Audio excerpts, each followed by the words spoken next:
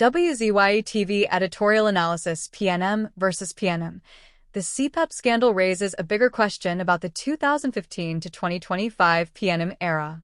The image attached to this editorial tells a story that is bigger than one constituency, one MP, or even one political party meeting.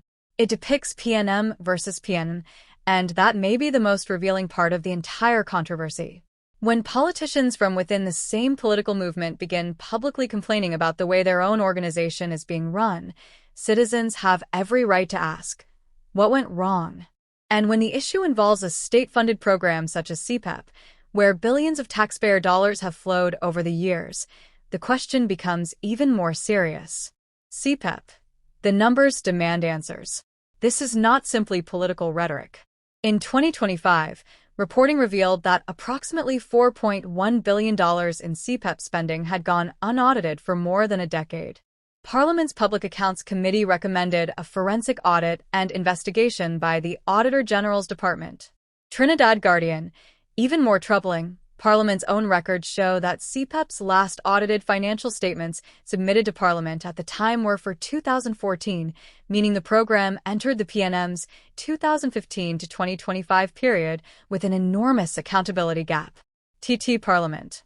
That does not automatically prove that $4.1 billion was stolen or that every CPEP contract was corrupt. That distinction matters. But it does establish something extremely important. When billions of public dollars are spent without timely audited accounts, the public has a legitimate right to demand answers. And that is where the political debate should begin. A government's first responsibility is accountability. From 2015 to 2025, the PNM governed Trinidad and Tobago for essentially an entire political decade. During that period, citizens repeatedly heard promises about transparency, accountability, good governance, and responsible management of the nation's resources. Yet Parliament's investigations into CPEP exposed serious weaknesses in financial reporting and oversight. In 2019, parliamentary scrutiny heard that CPEP had not filed financial statements since 2015, while officials also said important information had been lost following a computer server crash. A call was made for an independent forensic investigation. Trinidad Guardian. Fast forward to 2025, and the issue had grown dramatically, with questions surrounding billions of dollars in unaudited expenditure and calls for forensic investigation. That is not a small administrative problem. That is a governance problem. And then came the political irony. The attached graphic captures the political irony perfectly. One side appears to be saying we run things, while the other is effectively saying we fed up. That is what happens when internal political disagreements become impossible to hide. The public begins asking, who is responsible? Who approved the contracts? Who benefited? Who supervised the spending? Who is checking the books? And perhaps the most important question, why did it take so long for these problems to become a national political crisis? This is bigger than CPEP. CPEP should not be viewed in isolation. The same decade saw continuing parliamentary scrutiny of state enterprises and public bodies over financial reporting, procurement, and governance. Parliament's committees repeatedly examined entities where audited accounts, internal controls, and compliance were concerns. TT Parliament. The issue, therefore, isn't simply whether one contract was legitimate or whether one contractor was properly selected. The broader issue is whether Trinidad and Tobago's public sector accountability mechanisms were strong enough during the 2015 to 2025 period to protect taxpayers' money. And the international picture gives citizens another reason to pay attention. Transparency International's Corruption Perceptions Index measures perceived public sector corruption on a scale from 0, meaning highly corrupt, to 100, meaning very clean.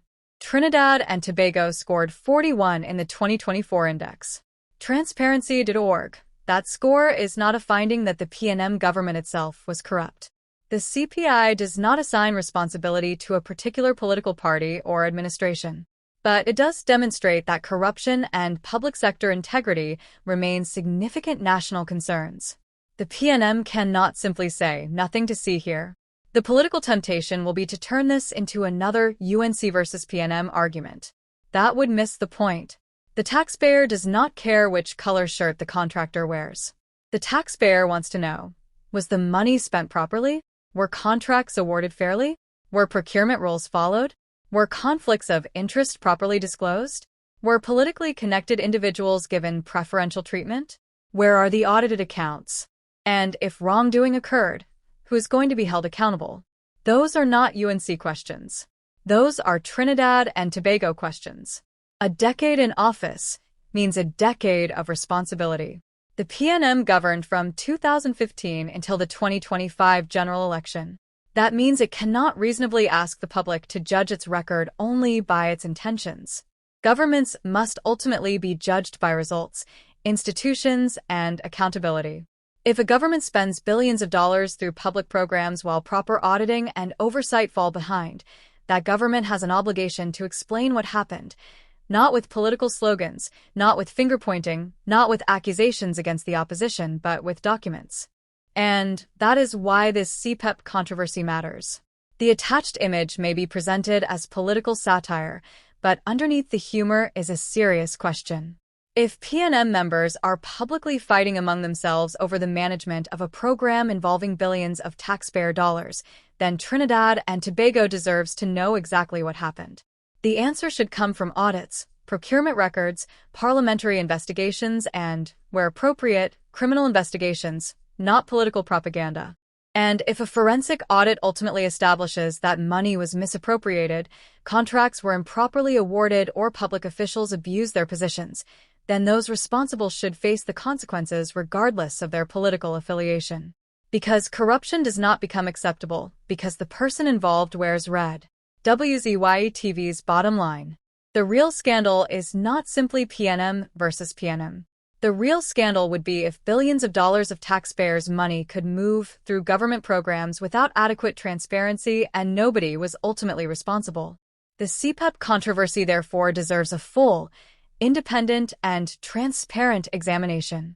For 10 years, the PNM had the opportunity to strengthen the systems that protect taxpayers' money. Now the country must ask, did those systems work? And if they didn't, who failed Trinidad and Tobago? That is the question that should matter more than party politics. Follow the money. Follow the documents. Follow the accountability. WZYE-TV Editorial. Caribbean News. No filter, no fear.